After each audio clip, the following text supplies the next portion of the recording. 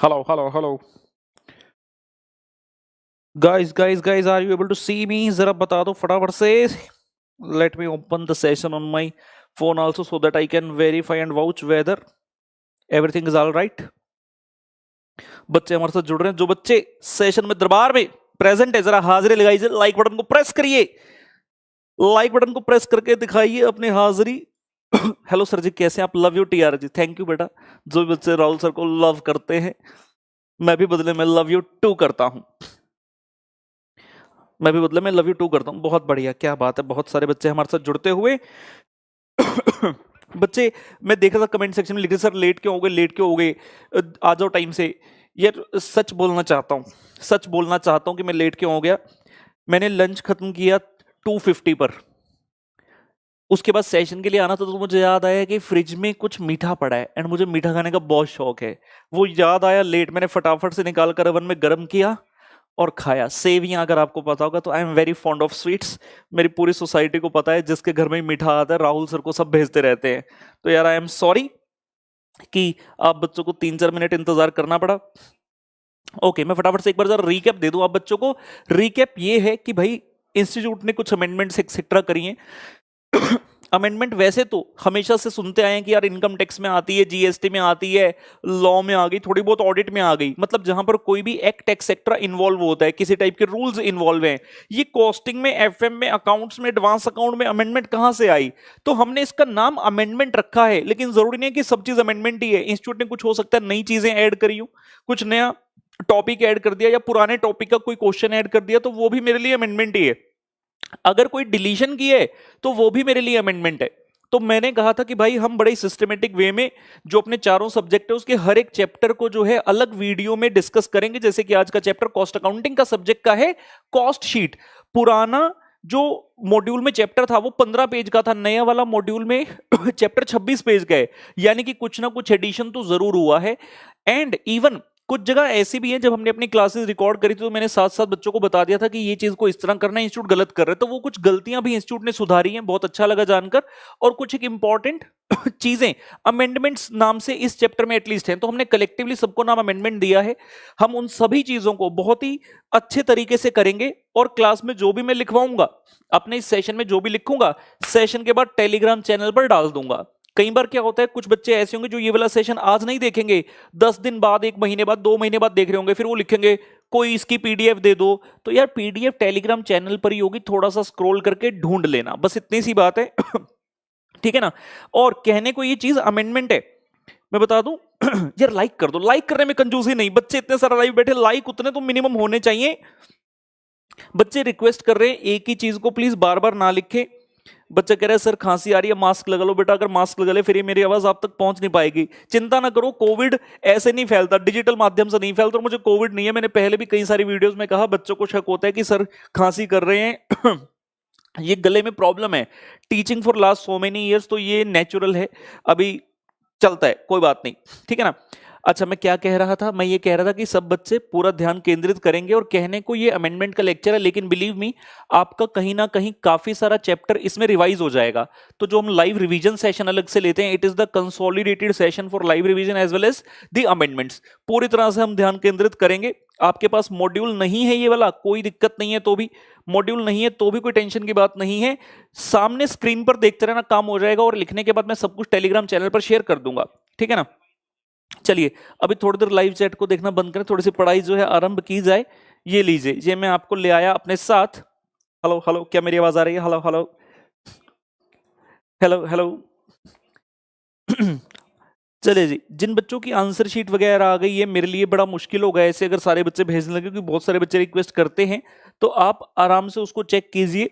और हम ये देखिए जी, ये जो चैप्टर आपके सामने दिख रहा है ना, ये नया चैप्टर है. सर पुराना चैप्टर कैसा दिखता था दिखाएंगे? ये देखो बेटा, ये पुराना चैप्टर है. कोई फर्क दिख रहा है? नहीं. चैप्टर के नाम में थोड़ी फर्क होगा. चैप्टर के फर्स्ट पेज में थोड़ी फर्क होगा. फर्क मिलेगा आगे. तो मैं आपको लेकर चलता हूं बेहतरीन चीजों पर. एंड अगर आपने ये वाले सारे सेशन मेरे साथ लगा लिए, एग्जाम में इन सेशंस में से आने का बहुत ज्यादा चांस है। और जैसा मैंने कहा, हमें किसी टाइप की जल्दबाजी नहीं है। हमारा एम है कि एग्जाम में इसमें से चाहे 1 नंबर का आए, चाहे 10 का आए, चाहे 20 का आए, हमें पूरे बटा पूरे नंबर लेने हैं। तभी आपका इस सेशन में बैठने का फायदा होगा। नहीं तो अमेंडमेंट का क्या, बहुत सारे लोग डालते जा रहे हैं, डालते जा रहे हैं, डालते जा रहे हैं, लेकिन हमारी अमेंडमेंट डिफरेंट तरीके से कवर होगी। ठीक है, तो ये आप स्क्रीन पर देखेंगे, ये मैंने नया चैप्टर ओपन कर लिया नया कॉस्ट शीट। मैंने अपनी पूरा होमवर्क कर लिया, मैंने मार्किंग कर ली है जहां जहां पर चीजें डिफरेंट है और आपको बतानी है। ये हम चीजें जानते हैं कि जब भी आप we talk about the cost sheet, तो कॉस्ट शीट के अंदर जब कॉस्ट के एलिमेंट होते हैं, सबसे पहले प्राइम कॉस्ट वाली चीजें होती हैं, जिसमें क्या क्या होता है main, direct material, direct labour, direct expenses. यहां पर करते हुए आप कहां तक पहुंच जाते हैं, प्राइम कॉस्ट तक। फिर आप फैक्ट्री ओवरहेड ऐड करते हैं तो फैक्ट्री कॉस्ट तक पहुंच जाते हैं। उसके बाद एडमिन ओवरहेड आते हैं। हम उन 5 स्पेशल पॉइंट की बात नहीं कर रहे फिलहाल, जो कि कॉस्ट शीट में इंट्रोड्यूस की गई थी। एडमिन ओवरहेड और सेलिंग ओवरहेड के बाद आ जाता है डिस्ट्रीब्यूशन के बाद आपका कॉस्ट ऑफ सेल, और यहां पर बीच में कॉस्ट ऑफ प्रोडक्शन भी आता है। If you take into account all those 5 important points, ये बेसिक है, ये पहले से यही है, इसमें चेंज नहीं है। चेंज कहां पर है मैं आपको बताता हूं, वेरी वेरी इंपॉर्टेंट। एक तो उन्होंने डायरेक्ट इंप्लॉय कॉस्ट में, बच्चे प्लीज ध्यान देना, डायरेक्ट इंप्लॉय कॉस्ट में इन्होंने, ये बच्चे प्लीज, ये मैराथन वैराथन सब आ जाएगा, टेंशन मत लो। मैंने प्रॉमिस किया है एग्जाम से पहले आप तक पहुंच जाएगा, पहले एग्जाम तो हो जाए। अभी तो एग्जाम का ही नहीं पता होना है कि नहीं होना। डायरेक्ट लेबर कॉस्ट, नॉर्मली क्या होता था, there were used to be 2 type of labour, direct labour, indirect labour, है अब भी वही है। लेकिन इंस्टीट्यूट ने इस मॉड्यूल में कुछ ऐसे पॉइंट्स भी हैं जहां पर देखने से लगता है बाय डिफॉल्ट कि यार ये ना चीज इनडायरेक्ट लेबर में जाएगी, लेकिन वो आएगी डायरेक्ट लेबर में ये वाला पॉइंट स्पेसिफिकली बताना चाहूंगा। Employers contribution to welfare fund like provident fund, other similar fund. अगर क्वेश्चन में सिर्फ इतना लिखा हो, याद करना, आप बच्चों को सबको इतनी नॉलेज होगी कॉस्टिंग के बेसिक्स की, तो मैराथन लेक्चर वगैरह भी आपने बहुत सराहे हैं हमारे। जब कोई भी पॉइंट ऐसा लिखा हो which is not very clear whether it is direct और इनडायरेक्ट, तो हम उसको इनडायरेक्ट मानते हैं। और इनडायरेक्ट में भी कहां लेकर जाते थे, फैक्ट्री वाले में। अगर क्वेश्चन लिख दे employer's contribution to provident fund, employer का तो खर्चा हो गया, ये तो श्योर है। मान लो आप चार्टर्ड अकाउंटेंट बनने के बाद आपने let's say Samsung company join कर ली, तो आपकी सैलरी से भी पीएफ कटकर जमा हो रहा है। अब क्वेश्चन में अगर लिखा हो employers contribution to provident fund, अगर मैं एक चार्टर्ड अकाउंटेंट की सैलरी को माइंड में रखते हुए सोचूं, तो ये खर्चा कहां जाना चाहिए, ऑफिस ओवरहेड में। अगर जो बंदा फैक्ट्री के अंदर काम कर रहा है, सुपरवाइजर, उसको सोचो तो कहां जाना चाहिए, फैक्ट्री ओवरहेड में। और अगर मैं ये कहूं कि नहीं यार, ये तो डायरेक्ट लेबर का खर्चा बनता है, जो हमारी फैक्ट्री में worker as a direct labour काम कर रहे हैं ना, उसका पीएफ है, तो अगर ऐसा सोचूंगा तो that should go to the direct expense. लेकिन इंस्टीट्यूट ने क्या लिख दिया, इंस्टीट्यूट ने इस पॉइंट को डायरेक्ट एम्प्लॉय कॉस्ट के अंदर ही डाल दिया। कहने का मतलब, अगर क्वेश्चन में employers contribution to PF etcetera लिखा आ गया, तो आपके पास चॉइस नहीं है, आप उसको लिखेंगे डायरेक्ट लेबर कॉस्ट के अंदर ही। ये एक अच्छा पॉइंट है, याद रखना। हो सकता है ऐसा, और है भी, इंस्टीट्यूट ने एक क्वेश्चन ऐड किया है यहां पर, थोड़ी देर के बाद देखेंगे, वहां पर आपको ऐसी चीज देखने को मिलेगी। ठीक है ना। और एक वेरी इंपॉर्टेंट बात बता दूं, ये तो पहला सेशन है अमेंडमेंट का, और भी आते जाएंगे। बच्चे पूछ रहे हैं कि सर ये कौन से सेशन के लिए एप्लीकेबल है, तो जो भी आपका एग्जाम नेक्स्ट होने वाला है, चाहे वो मई 2021 वाला, ऑब्वियसली मई में तो हो नहीं रहा, आगे चला गया अब तो, या नवंबर या उसके बाद, ये सभी के लिए एप्लीकेबल है। चाहे आप मेरे स्टूडेंट हैं जिन्होंने क्लासेस मुझसे ली है, उन बच्चों ने भी ये वाली सारी चीजें सारी वीडियोस देखनी है। ठीक है, very very important, very very important, direct expense. Direct expense में क्या होता था, बहुत ही कम चीजें आज तक देखने को मिलती थी। स्पेसिफिकली एक खर्चा होता था रॉयल्टी पेड, रॉयल्टी वाला खर्चा होता था, प्रोडक्शन से संबंधित होती थी, या फिर हद से जॉब चार्जेस वाला क्वेश्चन होता था। जॉब कॉस्टिंग जब करते हैं ना, मान लो मेरा क्या बेटा, मेरा फर्नीचर बनाने का काम है, तो आप चार्टर्ड अकाउंटेंट बने नए नए, आप कहते घर में नया सोफा लेकर आएंगे, आप मेरे पास आ गए सोफा बनवाने के लिए, तो उस सोफे पर स्पेसिफिकली जो कॉस्ट लग रही है, वो मेनली हर जॉब का अपना खर्चा होता है। तो उस जॉब पर जो चार्जेस लगते थे, उसको डायरेक्ट एक्सपेंस के अंदर डाल दिया जाता था। मतलब ये एक या दो पॉइंट होते थे, लेकिन अब क्या किया, यहां पर एक बहुत बड़ी लिस्ट जारी की गई, और इस लिस्ट को आपको याद रखना पड़ेगा। याद रखना पड़ेगा का मतलब क्यों, क्योंकि बाय डिफॉल्ट हो सकता है इनको देखने से ऐसा लगे कि ये खर्चा तो यार डायरेक्ट एक्सपेंस लग नहीं रहा, लेकिन ये होगा डायरेक्ट एक्सपेंस ही, ये होगा डायरेक्ट एक्सपेंस ही। तो आपको ध्यान से सोचना पड़ेगा। मेरे साथ एक बार इसको पढ़ेंगे, आ जाइए। क्वेश्चन कहता, ये तो हम जानते हैं कि डायरेक्ट मटेरियल और डायरेक्ट लेबर के अलावा अगर कोई खर्चा बचता है वो डायरेक्ट एक्सपेंस है। जैसे कि ये देखिए, हम ये जानते हैं कि खर्चे 2 टाइप के होते हैं, आइदर डायरेक्ट और इनडायरेक्ट। And when we talk about the direct expense this is further classified under 3 heads. या तो हम कहते हैं तुम हो मटेरियल, या फिर तुम हो लेबर, और या फिर तुम क्या हो, एक्सपेंस हो। जहां डायरेक्ट मटेरियल और डायरेक्ट लेबर में कोई खास दिक्कत नहीं आती, वहीं जो डायरेक्ट एक्सपेंसेस है थोड़ा सा ग्रे एरिया है। मतलब देखने से कुछ खर्चे लगते हैं डायरेक्ट हो सकते हैं, कुछ ऐसा लगता था नहीं हो सकते, तो इंस्टीट्यूट ने इसकी बड़ी सारी लिस्ट बना दी। वो लिस्ट को रट्टा मारना पड़ेगा आपको एग्जाम में, अगर उसमें से कोई भी एक पॉइंट आ गया तो that will definitely fall under the direct expense only. तो कौन सी चीजें ऐसी, आइए बात करते हैं। न्यू कॉस्ट शीट हमारी, अरे मैंने वो लिखा कहा, एक minute, okay, new cost sheet ये रही जी। सो डायरेक्ट एक्सपेंस में क्या क्या चीजें आ रही हैं? सबसे पहले cost of utilities such as power and fuel, steam etcetera.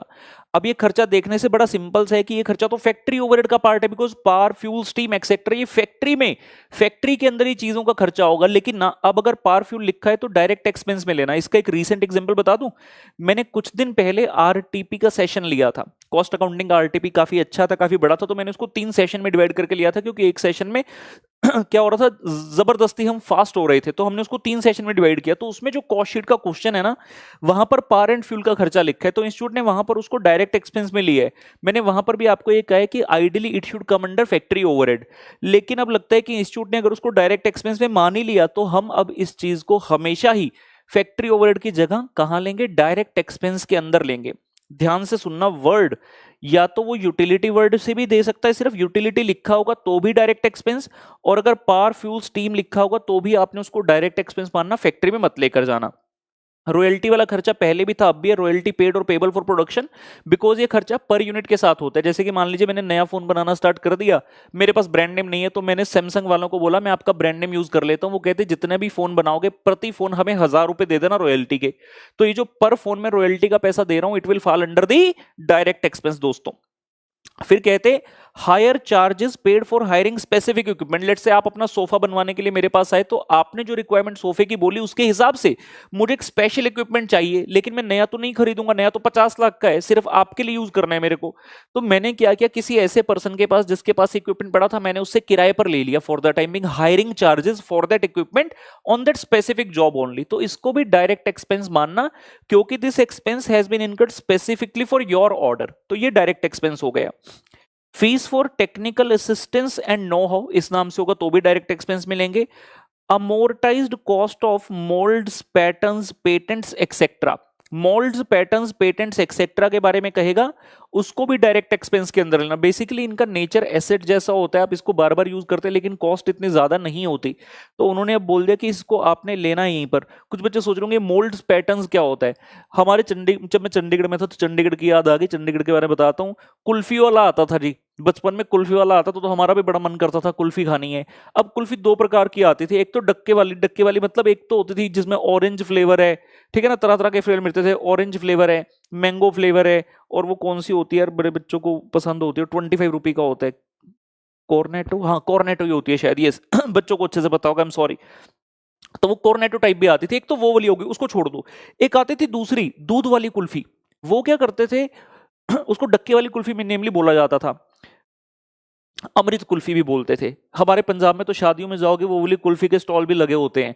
तो क्या होता था, जैसे ही आप कुल्फी लेने की बात करते थे, उसने क्या किया होता था, एक स्टील या एल्युमिनियम टाइप का एक सांचा होता था, ढांचा होता था, उसको वो पानी में ऐसे ऐसे करता था पकड़ के, और उसमें से निकाल के आपको आइसक्रीम देता था। तो वो जो चीज है जिसके अंदर आइसक्रीम को जमाया गया, वो that is a kind of pattern, mould, कि आप उसके अंदर कोई भी चीज डालोगे तो वो उसी का शेप ले लेगा। तो ये वो वाली चीज हो गई। कॉस्ट फॉर द प्रोडक्ट और सर्विस स्पेसिफिक डिजाइन और ड्राइंग। मान लीजिए आप आए मेरे पास, आप कहते जी मैं चार्टर्ड अकाउंटेंट बनाऊं, मेरे लिए सोफा बनाओगे। मैंने कहा हाँ।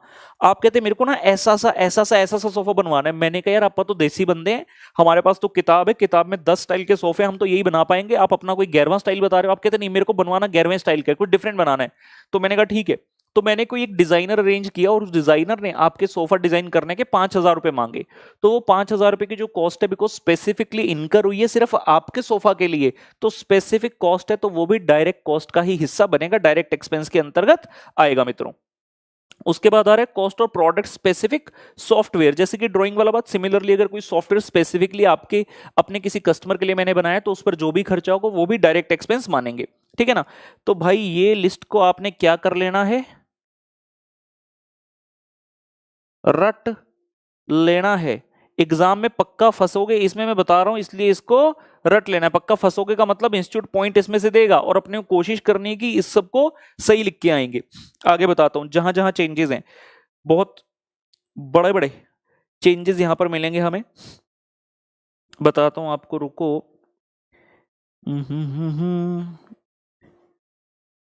पैकिंग कॉस्ट वगैरह सब ऑलरेडी किया हुआ है, इसमें कोई नयापन नहीं है, नयापन है यहां ओल्ड वाले से एक बार कंपेयर करूं तो मुझे लगता है कि कुछ नई चीज यहां पर भी उन्होंने दी है। बिल्कुल, ये लीजिए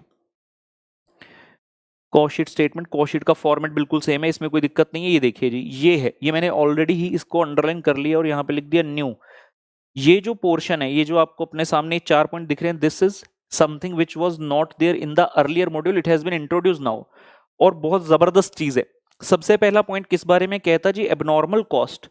एबनॉर्मल कॉस्ट चाहे बहुत इंपॉर्टेंट पॉइंट है, लेकिन हम सभी ये जानते हैं कि abnormal cost never takes in is never taken into account while finding the cost of the product, because abnormal का मतलब है जो कभी कभी होता है, कभी कभी हो जाना। तो कभी कभी जो चीज होती है उसको मैं अपनी कॉस्ट के अंदर नहीं डाल सकता, because it is not taking place in the normal cycle.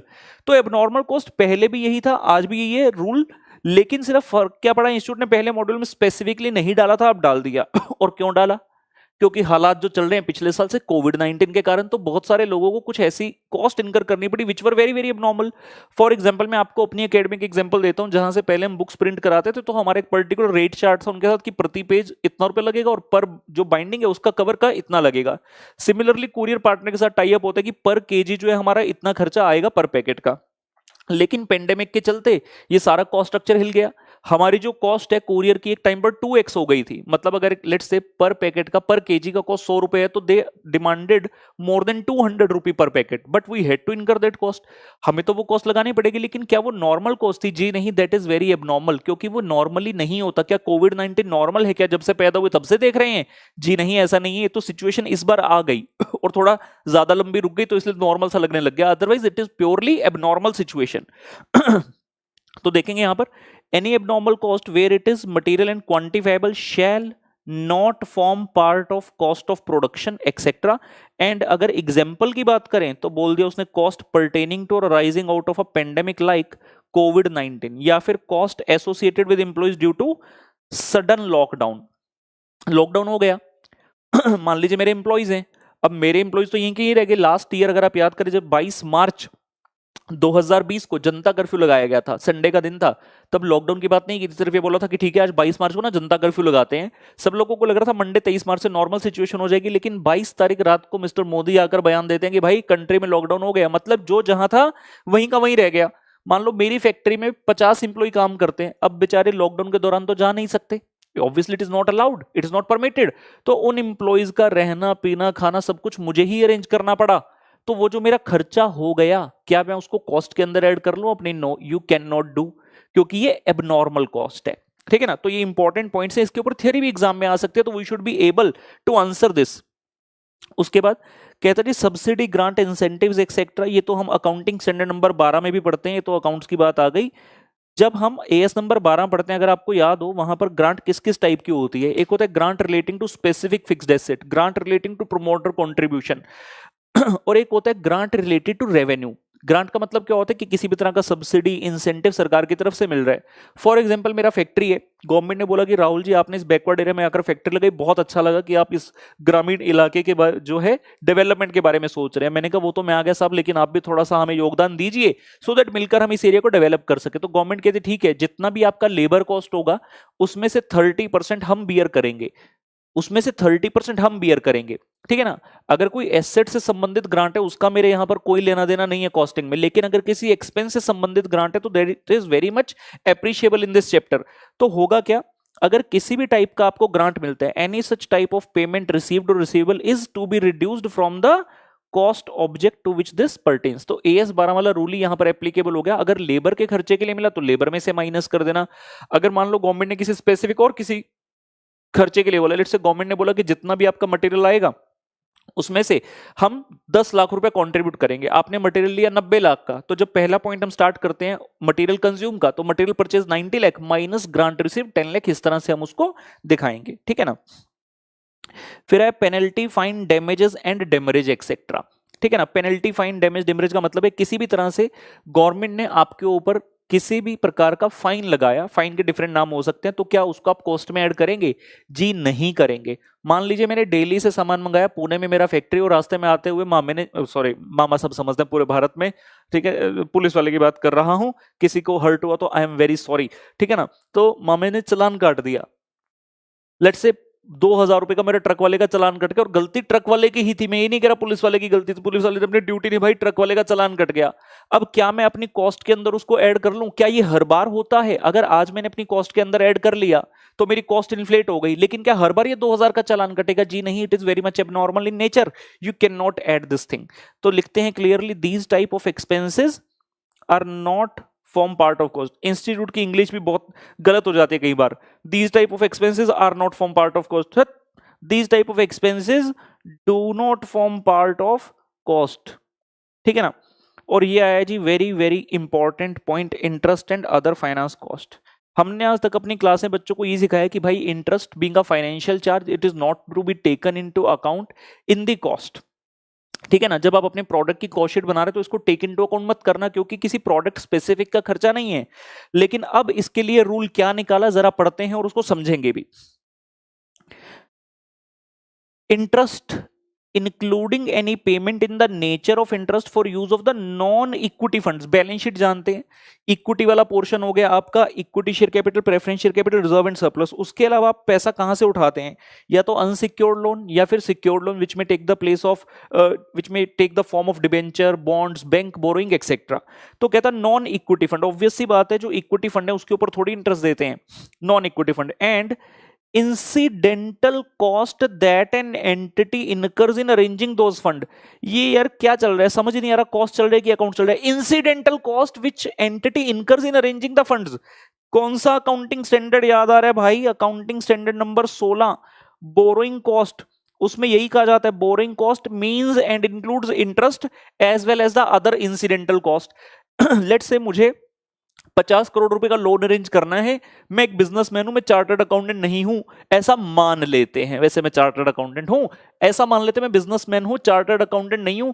10 crore का लोन लेना है, बैंक के पास गया, बैंक बोला जाओ सीए से पहले प्रोजेक्ट रिपोर्ट बना कर लाओ। तो मैं एक सीए के पास गया, सीए ने मुझसे 2 लाख रुपए की फीस ली, तो that is the incidental cost in arranging the funds.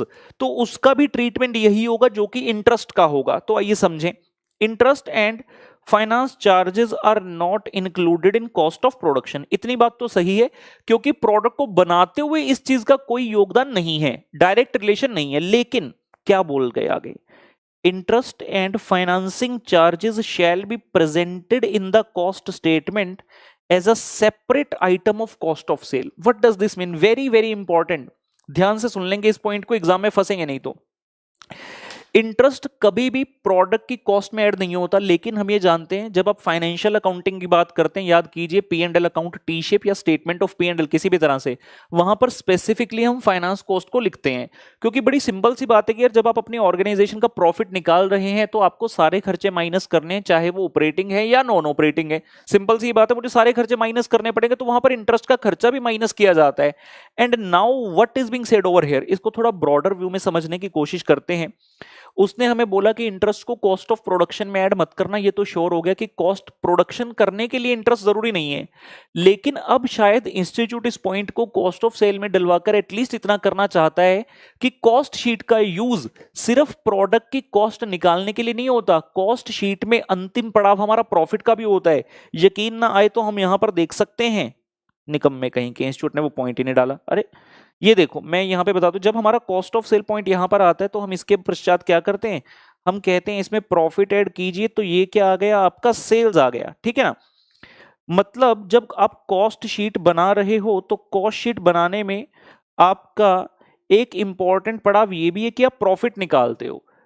तो प्रॉफिट अगर ट्रू निकालना है तो ये कहा जा रहा है कि आप क्या करेंगे, अब इंटरेस्ट को कंसीडर करेंगे। लेकिन सवाल खड़ा होगा कहां करूं, क्या यहां करूं जो प्राइम कॉस्ट वाले खर्चे आ रहे हैं, डायरेक्ट मटेरियल, लेबर या एक्सपेंस, या फैक्ट्री ओवरहेड के वक्त करूं, या यहाँ एडमिन में ऐड करूं, मार्केटिंग यानी कि सेलिंग डिस्ट्रीब्यूट करूं, कहां करूं? तो उन्होंने क्लियरली बोला interest shall be presented as a separate item of cost of sale. What does that mean? कि जब आप यहां पर कॉस्ट ऑफ सेल लिखते हैं तो यहां पर आप एक पॉइंट ऐड करेंगे इंटरेस्ट एंड फाइनेंस चार्जेस के नाम से। और मैं अब भी यही कहूंगा कि ये वाला पॉइंट हमारी कॉस्ट निकालने में मदद नहीं कर रहा, लेकिन क्योंकि हम कॉस्ट शीट से प्रॉफिट निकाल रहे हैं, so to have a correct profit with us, हम ये इंटरेस्ट का अमाउंट यहां पर लिख रहे हैं। ठीक है ना? This is very very important. आगे आ जाते हैं, कहां गए? यहां थे। तो ये 4 पॉइंट हमने पढ़ लिए, और जैसा मैंने कहा ये सब टेलीग्राम चैनल पर आ जाएगा, तो आपने चिंता नहीं करनी। जो जो मैं यहां पर लिख रहा हूं, बना रहा हूं, whatever the thing is, you can get from the Telegram channel as it is. अच्छा, क्या बात है, यहां पे दिखाते हैं आपको इंस्टीट्यूट ने क्या किया। मैंने स्पेसिफिकली यहां पर लिखा भी है कि ये क्या किया इन्होंने, अमेंडमेंट कर दी इस पॉइंट में। देखेंगे अमेंडमेंट क्या हुई। ये क्वेश्चन था, बड़ा ही आसान था। इसमें मटेरियल का अमाउंट दिया 1,80,000, वेजेस का दिया 90,000, और फैक्ट्री ओवरहेड के लिए उसने आपको मशीन आवर्स का डाटा दे दिया कि 10,000 घंटे लगते हैं, 1 घंटे का रेट 8 रुपए है, तो 80,000 हो गया। फिर admin overhead, general, selling overhead बता दिए, एक्सेट्रा एक्सेट्रा। क्वेश्चन ने स्पेसिफिकली बोला कॉस्ट पर यूनिट भी बताओ और प्रॉफिट बताओ। टोटल वाले केस में तो कोई दिक्कत है ही नहीं, आपने सारे खर्चे कॉपी पेस्ट कर देने। मटेरियल है, वेजेस है, factory overhead, machine hours into rate per hour किया। ठीक है ना? ये सब चीजें इजी हैं, आ गया answer. Please be very careful when I am telling you this point. जब आप कॉस्ट ऑफ प्रोडक्शन तक करते हैं, टोटल अमाउंट नाम है कॉस्ट ऑफ प्रोडक्शन, मतलब जितने यूनिट्स प्रोड्यूस किए उनकी कॉस्ट है। तो यहां तक तो जो डिवीजन है, डिवाइड बाय यूनिट्स प्रोड्यूस्ड।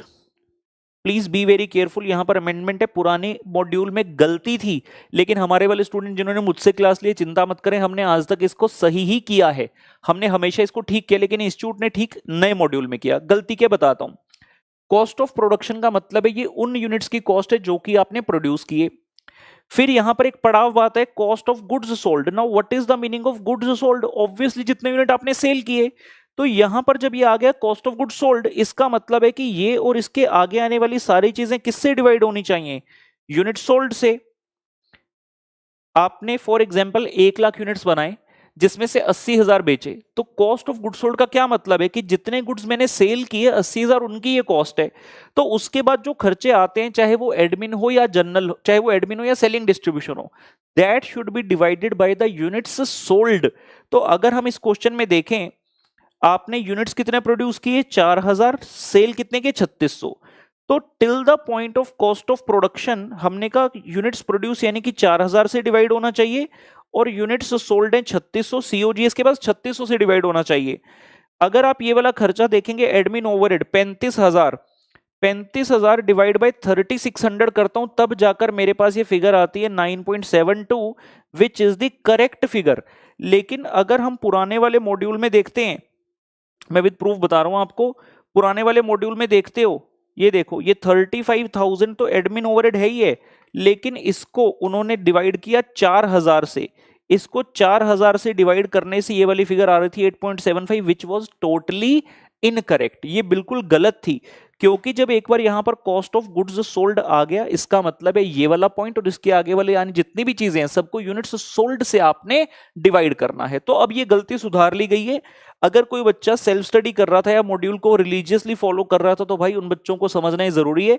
मैंने अपने स्टूडेंट को सही सिखाया है, तो हमें कोई टेंशन नहीं है। दिस 35,000 मैं फिर से यहां पर लिख दूं, has been divided by 3600 and not the 4,000। तो ये पुराने वाले मिस्टेक थी, इसको करेक्ट कर लिया गया है। ठीक है बेटा, this was something very good. Okay, आगे बढ़ रहे हैं, पूरी तरह से ध्यान केंद्रित रखेंगे। और देखो एक और चीज बताऊं आपको, बच्चे कई बार इंस्टीट्यूट को जो फॉलो करते हैं, कई बार मॉड्यूल को ज्यादा ही दिल पे ले जाते हैं, इमोशनल हो जाते हैं। अरे टीचर ने ऐसे कराया, मॉड्यूल में ऐसे, मैं तो मॉड्यूल करूंगा। अरे भाई हम पागल थोड़ी यार, हमने इतना सब कुछ किया, हमारे भी कभी सुना करो। जैसे इस क्वेश्चन में इंस्टीट्यूट ने बोला प्रॉफिट निकाल कर बताओ, अब यहां तक कॉस्ट ऑफ सेल तक की स्टेटमेंट अलग बनाई, फिर प्रॉफिट की अलग बना रहे हैं। जरूरी नहीं है ऐसा करना, इसी को एक्सटेंड कर सकते हो, कॉस्ट ऑफ सेल में ही plus profit equal to sale करके दिखा दो, अलग से स्टेटमेंट बनाने की आवश्यकता नहीं है। इस बात को भी ध्यान रखना। ठीक, क्वेश्चन नंबर 2 में कोई चेंज नहीं है, ये पहले भी सही था, अब भी सही है, लेकिन इलस्ट्रेशन 3 जो है ये नया ऐड किया गया, इलस्ट्रेशन 3 नया ऐड किया गया, थोड़ा सा बड़ा है, ये रहा, ये रहा, ये रहा। सर थोड़ा सा नहीं, बहुत बड़ा है। अब जैसे ये वाला क्वेश्चन, हमारी क्लास पजल में पहला क्वेश्चन यही है, तो टेंशन ना लें, जिन बच्चों ने हमसे पढ़ाई की है, पहला प्रश्न हमारी क्लास पजल का यही है। पूरा क्वेश्चन डिस्कस करने वाले हैं। बच्चे पूछते हैं कि सर क्या इतना बड़ा क्वेश्चन एग्जाम में आएगा? चाहे ये क्वेश्चन पूरा ना आए, लेकिन इसके अंदर जो इंपॉर्टेंट पॉइंट्स हैं वो हमें जरूर समझना है, क्योंकि वो किसी छोटे क्वेश्चन में भी डल के आ सकते हैं। तो मैं क्या करता हूं, इसका सॉल्यूशन यहां रख लेता हूं और इसका क्वेश्चन यहां रख लेता हूं। मैंने 2 बार इसको यहां पर अपने सॉफ्टवेयर में डाला है, सो दैट हम इजीली कर सकें। ये लो, हम पॉइंट यहां से एक एक करते पढ़ते जाएंगे। उम्मीद करता हूं ये आप देख पा रहे हैं, स्क्रीन मैंने एनलार्ज कर दिया है। एक एक पॉइंट पढ़ते जाएंगे यहां से, और यहां सॉल्यूशन में मैं आपको टिक मार्क करवाता जाऊंगा कि कौन सा पॉइंट कहां पर आएगा। सब बच्चे पूरी तरह से ध्यान केंद्रित करेंगे और सीखेंगे इसे। तेनू तकिया होश ही उड़ गई, गरम गरम चा हथ ते डुल गई, हथ ते डुल गई चा सजना, ऐसी तेरी निगाह सजना, जान दी दस दी जानी, दिल दे विच की तेरे। बाकी टू बी कंटिन्यूड है। आइए काम करेंगे, स्टार्ट। क्वेश्चन कहता है जी, Arnav Ispat Udyog limited has the following expenses for the year ending 31 मार्च 2020, जो कि हमें बहुत सारे खर्चे दिख रहे हैं। क्वेश्चन चाहता क्या है? From the above data you are required to prepare the statement of cost for Arnav Ispat Udyog limited for the year ending this, showing number 1 prime cost, number 2 factory cost, cost of production, cost of goods sold and cost of sale. Question को इतना detail लिखने की आवश्यकता नहीं थी, ये तो obvious है। जब आप कॉस्ट शीट पूरा बनाएंगे, अंतिम पड़ाव कॉस्ट ऑफ सेल तक जाएंगे, तो ये सारे पॉइंट्स तो एक एक करते हुए आते ही हैं। तो मेन समझ में आ गया, कॉस्ट शीट बनाने के लिए क्वेश्चन कह रहा है। अब हम यहां से एक एक पॉइंट उठाएंगे। ये लीजिए, ये लीजिए। तो हमारे सामने सबसे पहला पॉइंट रॉ मटेरियल परचेज, बहुत ही आसान, हम जानते हैं, इसे डायरेक्ट मटेरियल में जाकर लिखेंगे। दूसरा पॉइंट कहता है GST paid on above purchases at 18%। GST तो हमारी रगों में बहता है, एटलीस्ट इतना पॉइंट तो हम जानते हैं रगों में बहने वाला, कि अगर क्वेश्चन कह दे कि eligible for input tax credit यानी कि आईटीसी है, तो it doesn't become the part of cost of production. और अगर ये एलिजिबल ना होता तो ये कॉस्ट का पार्ट बनता। क्वेश्चन ने रॉ मटेरियल परचेज अलग लिखा है 10 करोड़, और ये 18% के हिसाब से 1 करोड़ 80 लाख अलग है। कोई भी बच्चा ये ना समझे पहले तो कि जीएसटी मटेरियल के अंदर इंक्लूड है। रॉ मटेरियल परचेज की जो फिगर है 10 करोड़ की, वो एक्सक्लूडिंग है, क्योंकि जीएसटी 18% निकालकर साफ साफ अलग से बताया गया है। तो जीएसटी हमारी कॉस्ट का पार्ट नहीं बनेगा। फिर लिखता है फ्रेट इनवर्ड 11,20,600, ये भी हमारा आ जाएगा डायरेक्ट मटेरियल। ये देखिए, मैं यहाँ पे टिक मार्क करते चलते हैं जो जो पॉइंट होगा। Raw material purchase 10 crore, freight inward 11,20,600, और जीएसटी नहीं आएगा क्योंकि उसका क्रेडिट मिल गया। आगे बढ़ते हैं। Wages paid to factory worker कहां आ जाएगा आपका? डायरेक्ट लेबर में। Contribution made towards employees PF and ESI, तो ये पॉइंट हम स्पेशल आज ही सीख कर आए हैं थोड़ी देर पहले, कि अगर क्वेश्चन ये ना बताए कि ये कौन से वाले एम्प्लॉइज का है, तो इसको आपने डायरेक्ट लेबर का ही मानना। साथ में ठीक है, पहले इतना देखते हैं, ये लीजिए। तो ये आ गया wages paid to factory worker 29,20,000, और contribution towards employee PF and ESI 3,60,000। Immediately इसके बाद ये भी कह रहा था production bonus paid to factory worker, तो फैक्ट्री वर्कर का सारा इकट्ठा डायरेक्ट लेबर में ही आ जाएगा। 2,90,000 रुपए भी प्रोडक्शन बोनस के आ गए आपके डायरेक्ट लेबर में। Should be absolutely clear. आगे बढ़ते हैं। क्वेश्चन कहता है रॉयल्टी पेड फॉर प्रोडक्शन, ये हमें पता है रॉयल्टी पेड फॉर प्रोडक्शन कहां आएगा? Direct expense. Amount paid for power and fuel, ये भी डायरेक्ट एक्सपेंस है, ये हमने आज ही सीखे, तो इसको मैं हाईलाइट कर दूं। उसके बाद बोलता है amount paid for purchase of moulds and patterns. याद आया? मोल्ड्स, पैटर्न्स, पेटेंट्स एक साथ लिखा था मैंने, वो अमृत कुल्फी वाला एग्जांपल दिया था, दूध वाली कुल्फी। ब्रैकेट में life is equivalent to 2 years production है, फीचर एसेट वाली, लेकिन जितना पार्ट हमारे करंट पीरियड में फॉल करता है उतना कॉस्ट हम ले लेंगे। 8,96,000 रुपए का है, और क्वेश्चन ने कहा ये 2 साल काम आएगा, तो 1 साल के लिए मैं क्या करूंगा? 8,96,000 डिवाइड बाय 2, ये हो जाएगा आपका 2 चौकी 8, 2 चौकी 8, 2 अट्ठी 16, 4,48,000 रुपए। और job charges paid to job worker, ये भी आपका क्या है? डायरेक्ट एक्सपेंस है। तो ये चारों चीजें आपका डायरेक्ट एक्सपेंस बनेंगी, royalty, power and fuel, moulds, patterns और जॉब चार्जेस, ये लिखिए।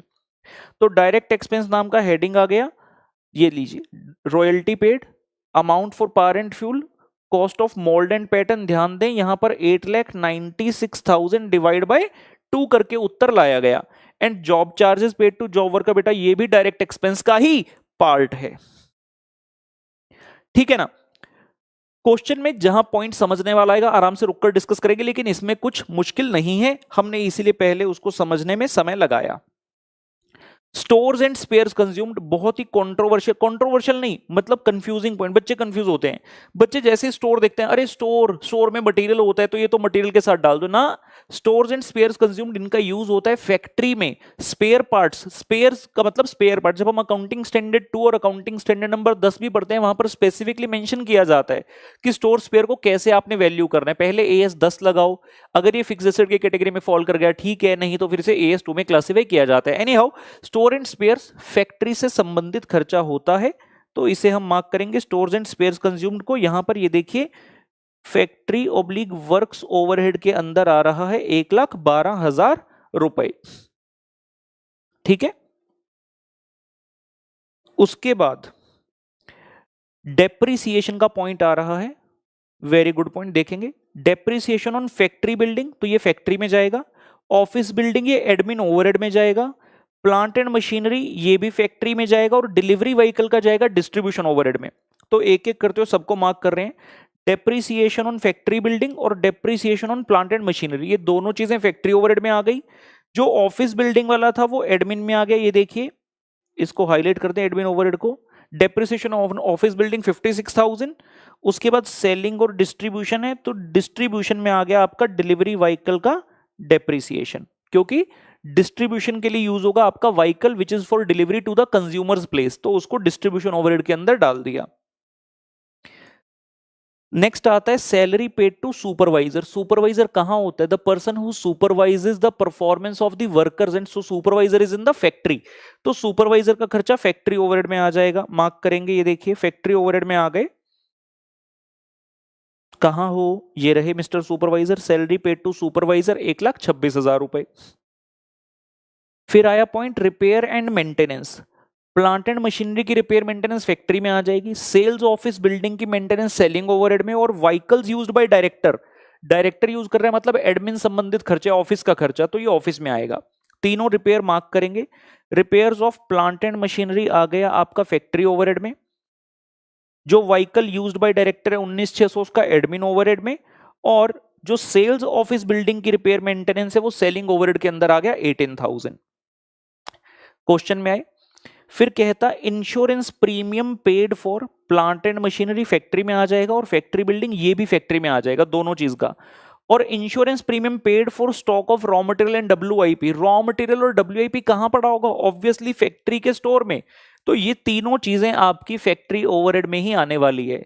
ये वाला पॉइंट अगेन बच्चों को कंफ्यूजिंग लगता है कि यार रॉ मटेरियल का स्टॉक है तो उसकी तो इंश्योरेंस डायरेक्ट एक्सपेंस में आ जानी चाहिए, लेकिन ना, एक बार मटेरियल आपके पास पहुंच गया उसके बाद के जो खर्चे होंगे those fall under the factory overhead. तो ये तीनों चीजें आपकी फैक्ट्री में आ जाएंगी। ये लीजिए मार्क कर लें, insurance premium paid for plant and machinery for factory building, and insurance premium paid for the stock of raw material and WIP, ये सभी एक साथ यहां पर आ गया। देखते चलेंगे। इंपॉर्टेंट पॉइंट आता हुआ हमारे सामने, expenses paid for quality control check activity. जब पुरानी कॉस्ट शीट के बाद न्यू कॉस्ट शीट आई थी, पुरानी के बाद न्यू कॉस्ट शीट लाई गई थी, उसमें फर्क क्या था? फैक्ट्री कॉस्ट से लेकर कॉस्ट ऑफ प्रोडक्शन के बीच में कुछ स्पेशल पॉइंट डाले गए थे। Quality control cost, research and development, admin overhead related to production, minus करना अगर कोई बाय प्रोडक्ट या क्रेडिट फॉर रिकवरी या फिर स्क्रैप है, और प्लस करना प्राइमरी पैकिंग। तो क्वालिटी कंट्रोल का खर्चा इसलिए इंपॉर्टेंट है क्योंकि ये ओल्ड कॉस्ट शीट में नहीं था, न्यू कॉस्ट शीट में, और ये किसी स्पेसिफिक ओवरहेड के अंडर नहीं जाता, इसका अपना हेड है। तो क्वालिटी कंट्रोल का खर्चा एक तो ये, और दूसरा salary paid to quality control staff, ये दोनों चीजें क्वालिटी वाले खर्चे में आएंगी। 19,600 और 96,200, ये लीजिए मार्क कर लेते हैं। तो ये हेडिंग बनाया क्वालिटी कंट्रोल कॉस्ट, और इसके अंतर्गत ये दोनों आ गए 19,600 और 96,200। Similarly next expense again very good, research and development cost paid for improvement in production process 18,200। ये वाला खर्चा भी आपका कहाँ आएगा? स्पेशल पॉइंट्स में, रिसर्च एंड डेवलपमेंट 18,200, ये लीजिए। सो रिसर्च एंड डेवलपमेंट का खर्चा आ गया पुत्र 18,200। ठीक है ना। नेक्स्ट वेरी इंपॉर्टेंट अगेन, ये इस बार के आरटीपी में भी था, जो मैंने कराया था कुछ दिन पहले आरटीपी, उसमें भी ये पॉइंट था, बहुत अच्छा पॉइंट है। Expenses paid for pollution control and engineering and maintenance. मैंने उस वक्त आपको इसके बारे में कुछ डिटेल बताई थी। Pollution control, different different states में state pollution control board SPCB है, कई तरह के ट्राइब्यूनल्स बनाई गई हैं so as to control the pollution. और पोल्यूशन के काफी सारे सोर्सेज है, जिसमें one of the major sources the industry. मान लीजिए मेरा फैक्ट्री है, तो मेरी फैक्ट्री से किसी भी टाइप का जो है, लेट्स से नॉइज पोल्यूशन होता है, या फिर वाटर पोल्यूशन होता है, या फिर लैंड पोल्यूशन होता है, जो हमारे यहाँ से वेस्ट निकलता है उसे हम लैंड में बहा देते हैं, तो किसी भी तरह से पोल्यूशन हो सकता है। लेकिन ऑब्वियसली एनवायरमेंटल के बारे में भी सोचना है, तो इसलिए स्टेट बोर्ड्स ने रिक्वायरमेंट लगाई कि आप अपनी फैक्ट्री में कितना पोल्यूशन निकलता है उसको मेजर करने के लिए और उसको कम करने के लिए क्या करोगे? पोल्यूशन कंट्रोल इक्विपमेंट लगाओगे। जैसे कि एक छोटा सा एग्जांपल दो, नॉट फुल्ली रिलेटेबल, लेकिन कुछ कुछ रिलेट आप कर पाओगे। किचन में चिमनी होती है, कि जब कोई ऐसी चीज बनती है जिसमें ज्यादा धुआं उठता है, तो एकदम चिमनी सोख कर उसको घर से बाहर फेंक देती है, तो एक तरह का वो पोल्यूशन कंट्रोल इक्विपमेंट हो गया। मैं कह सकता हूं कि घर के अंदर पोल्यूशन नहीं है, जस्ट फॉर रिलेटेबल एग्जांपल। तो पोल्यूशन कंट्रोल का जो खर्चा होता है, पोल्यूशन कंट्रोल इक्विपमेंट लगाया कहां जाता है? जहां मेजर सोर्स है। मेजर सोर्स कहां है? फैक्ट्री में कि ऑफिस में? फैक्ट्री में। तो पोल्यूशन कंट्रोल का खर्चा हमेशा आपने फैक्ट्री ओवरहेड में डालना है। ठीक है ना। तो ये 26,600 को आइए हम देखते हैं जाकर, कहां गए? ये रहे जी। तो आपका जो ये हेड था ना, देखो, वर्क्स ऑब्लिक फैक्ट्री ओवरहेड, इसके अंतर्गत ये खर्चा आया pollution control and engineering maintenance का 26,600। बहुत इंपॉर्टेंट पॉइंट।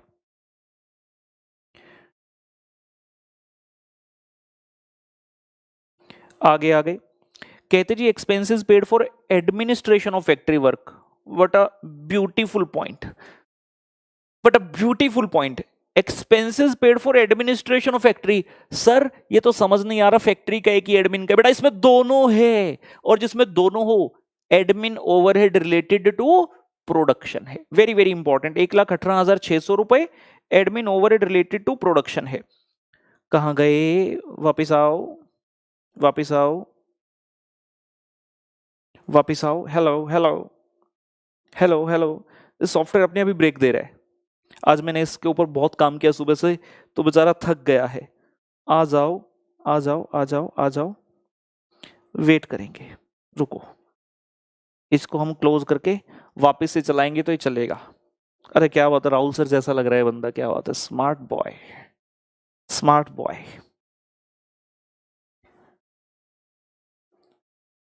हो गई तू बल्ले बल्ले, हो जाएगी बल्ले बल्ले, आहा चिकनक चिकनक चिकनक, आहा चिकनक चिकनक चिकनक। जेडे पंजाब वाले बच्चों को समझ आ गया होगा। सिंगर कौन है? दलेर मेहंदी। राजा मियां छड्डो यारी चंगी नहीं हो इश्क जमारी। ये लीजिए। तो expense paid for admin of factory work की बात हम कह रहे थे, admin overhead related to production 1,18,600, और ये रहा वो स्पेशल पॉइंट एडमिन ओवरहेड। तो expenses paid for administration of factory work 1,18,600। उसके बाद salary paid to functional managers. Managers, ध्यान देंगे वर्ड। सबसे पहले जैसे उसने प्रोडक्शन कंट्रोल बोला, तो यहां पर हमारे माइंड में डाउट अराइज हो जाना चाहिए कि यार प्रोडक्शन वाला मैनेजर, मैनेजर जैसी वर्ड सुनते तो कहीं ना कहीं ऑफिस लगता है कि यार मैनेजर है तो एक ऑफिस दिया होगा ना बैठने के लिए। फैक्ट्री में थोड़ी मशीन के पास उसकी कुर्सी लगा दी कि भाई चल कर मैनेज ना। तो जो प्रोडक्शन मैनेजर है, इसका मतलब फिर से हमारे दोनों खर्चे कहीं ना कहीं मिक्स हो रहे हैं, ऑफिस और प्रोडक्शन। और जैसे ही ऑफिस और प्रोडक्शन मिक्स होने की कोशिश करे, समझ जाएंगे ये खर्चा है admin overhead related to production. तो पहले इसी को देखकर आते हैं। 9,60,000 ये रहा ये स्पेशल पॉइंट, जो कि admin overhead related with production के अंदर आ रहा है, 9,60,000 का। उसके बाद फाइनेंस एंड अकाउंट्स का खर्चा है 9,18,000, ये आपका एडमिन ओवरहेड में आ जाएगा। और सेल्स एंड मार्केटिंग का खर्चा सेलिंग एंड डिस्ट्रीब्यूशन में आ जाएगा। फटाफट से देख लेंगे, एक यही क्वेश्चन बड़ा है, आगे मुश्किल नहीं है, चैप्टर जल्दी से हो जाएगा। 9,18,000 आ गया आपका एडमिन ओवरहेड के अंदर। ये देखो हेडिंग एडमिन ओवरहेड, इसके अंदर salary paid to manager finance account, और जो आपने सेल्स एंड मार्केटिंग के मैनेजर को सैलरी दी है वो सेलिंग ओवरहेड्स के अंदर आ गया 10,12,000 का बेटा। Salary paid to general manager, ये प्योरली एडमिन ओवरहेड है। जनरल मैनेजर मतलब पूरी फैक्ट्री का है जो 12,56,000 रुपए, ये लीजिए salary paid to general manager 12,56,000, 12,56,000। उसके बाद packing cost, very very important. Packing दो प्रकार की हो सकती है साहब, प्राइमरी और सेकेंडरी। कहता primary packing which is necessary to maintain the quality and for redistribution. मान लीजिए आपने चिप्स का पैकेट लिया, बिंगो, आपने एक बिंगो खरीदा, जैसे ही पैकेट को खोला तो उसमें सीधा बिंगो निकल आया। क्या उस पैकेट के बिना, उस पैकिंग के बिना हम बिंगो इमेजिन कर सकते हैं? आप शॉप पर गए, आप कहते भैया 10 रुपए के बिंगो देना, वो कहता हाथ करो, आपने हाथ किए, उसने बिंगो भर दिए। ऐसे होता है क्या? नहीं रे, ऐसे नहीं होता। तो प्राइमरी पैकिंग, उसके बिना तो प्रोडक्ट बन ही नहीं सकता। तो प्राइमरी पैकिंग कहां आएगा? फैक्ट्री कॉस्ट के बाद, कॉस्ट ऑफ प्रोडक्शन से पहले। ये 96,000 है आपका primary packing which will take place over here. Primary packing cost 96,000। ये 5 स्पेशल खर्चे, 1 2 3 5 special point, I should say not खर्चे, बिकॉज इनमें से एक स्क्रैप का पॉइंट होता है, जो चौथा नंबर है वो माइनस वाला है, देखेंगे उसका यूज आएगा कि नहीं। तो पांचवा प्राइमरी पैकिंग कॉस्ट। मान लो मेरी बिंगो बनाने की फैक्ट्री है, समझ लो मैं आईटीसी हूं, मैं बिंगो बनाता हूं। तो भैया मैंने क्या किया, बिंगो बनाए अपनी फैक्ट्री में और पूरे इंडिया में सप्लाई करने हैं। अब एक एक पैकेट उठाकर थोड़ी सप्लाई करूंगा, तो मैंने गत्ते का बड़ा कार्टन लिया, उसमें बिंगो भर दिए बहुत सारे, और एक कार्टन के अंदर लेट से 50 पैकेट आ जाते हैं, और वो कार्टन सप्लाई कर रहा हूं गत्ते का। ये जो कार्टन है ये भी यूज हुआ, मतलब मेरा तो खर्चा हो गया ना फैक्ट्री से बिंगो वाले का, भाई मेरा कार्टन का खर्चा हो गया। लेकिन क्या ये प्राइमरी पैकिंग है? जी नहीं, प्रोडक्ट तो इस पैकिंग के बिना बिक सकता है। This packing is been used only and only for the redistribution of the goods, एक बार मैन्युफैक्चर होने के बाद। तो ये आपका वो सेकेंडरी पैकिंग। तो क्वेश्चन ने जब वो सेकेंडरी पैकिंग वाला पॉइंट बोला, वो आपका आएगा डिस्ट्रीब्यूशन है। Packing cost paid for redistribution of finish goods 1,12,000 रुपए। ठीक है ना, पॉइंट बेहद इंपॉर्टेंट है। और ये आया जी वो पॉइंट जिसके लिए हम ये सेशन कर रहे हैं। बड़े सारे बच्चों को डाउट आ रहा था, interest and finance charges paid for usage of non equity fund. अगर आज से पहले की नॉलेज पे बात करते तो हम कहते ये पॉइंट कॉस्ट शीट में नहीं आएगा, लेकिन इंस्टीट्यूट ने जो अमेंडमेंट मॉड्यूल में दी है उसके हिसाब से इंस्टीट्यूट ने क्या बोला, show it as a separate item of cost of sale. तो हम जब कॉस्ट ऑफ सेल तक पहुंचेंगे ना, कॉस्ट ऑफ सेल तक कैसे पहुंचते हो, कॉस्ट ऑफ प्रोडक्शन में एडमिन ओवरहेड ऐड करते हो, selling and distribution overhead add करते हो, तो उसके बाद एक और नया खर्चा ऐड करो इंटरेस्ट का, सेपरेट आइटम। तो ये 7,20,000 वहां पर जाएगा। ये लीजिए, ये आ गया interest and finance charges paid separate item की तरह इसको दिखाया, 7,20,000। Very very very very very important, ठीक है ना, this is very very important. और उसके बाद आया आपका फीस पेड, आगे आसान आसान पॉइंट है। Fees paid to auditor, fees paid to legal adviser, fees paid to independent director, ये सारे ऑफिस के खर्चे हैं। Auditor, legal adviser, independent director, ये देखिए जी मार्क कर लेंगे। Fees paid to auditor, fees paid to legal adviser and fees paid to independent director, ये सारे आपके ऑफिस के। फिर बोला क्वेश्चन, परफॉर्मेंस बोनस किसको दिया, सेल स्टाफ। तो सेलिंग में आ गया, सेलिंग ओवरहेड का खर्चा बन गया। So simple, 1,80,000 performance bonus paid to sale staff 1,80,000, ये भी डन हो गया। हर एक पॉइंट को डील करते जा रहे हैं और अंत में पहुंच गए आसान चीज पर, वैल्यू ऑफ स्टॉक ऑन 1 अप्रैल, यानी कि बेटा ये आपको बताया जा रहा है ओपनिंग स्टॉक, और 31 मार्च 2020 यानी कि क्लोजिंग स्टॉक। तो सबसे पहले बात करते हैं रॉ मटेरियल की। ओपनिंग 18, क्लोजिंग 9,60,000, कहां जाएगा, बिल्कुल first item of the cost sheet. Opening 18 lakh, ये लीजिए opening stock of raw material 18 lakh, closing stock of raw material पुत्र 9,60,000, इसको किया। फिर उसके बाद WIP के स्टॉक की बात करें जरा, आइए। WIP का ओपनिंग 9,20,000, क्लोजिंग 8,70,000। कहां आते हैं, जब आप फैक्ट्री ओवरहेड कर चुके होते हो उसके बाद plus opening WIP 920 minus closing WIP 8,70,000। और अंत में FG की बात करें तो opening stock of finish goods 11 lakh और closing stock of finish goods 18 lakh. Cost of production के बाद COGS निकालते हो, plus opening stock of finish goods 11 lakh minus closing stock of finish goods 18 lakh. क्या देखें क्वेश्चन में और कोई पॉइंट बचा है, बिल्कुल है, अंत में एक point, amount realised by sale of scrap and waste generated during the manufacturing process 86,000। तो ये माइनस हो जाएगा आपका 86,000, कहां से, जहां हमने 5 स्पेशल पॉइंट लिखे थे। तो minus realisable value of scrap and waste, ये 86,000 माइनस हो गया। जैसे ही माइनस हो, आप स्टार्टिंग से देखना चालू करेंगे तो हमारे सारे पॉइंट यहां पर टिक्ड है, मतलब everything which was there in the question has been dealt with.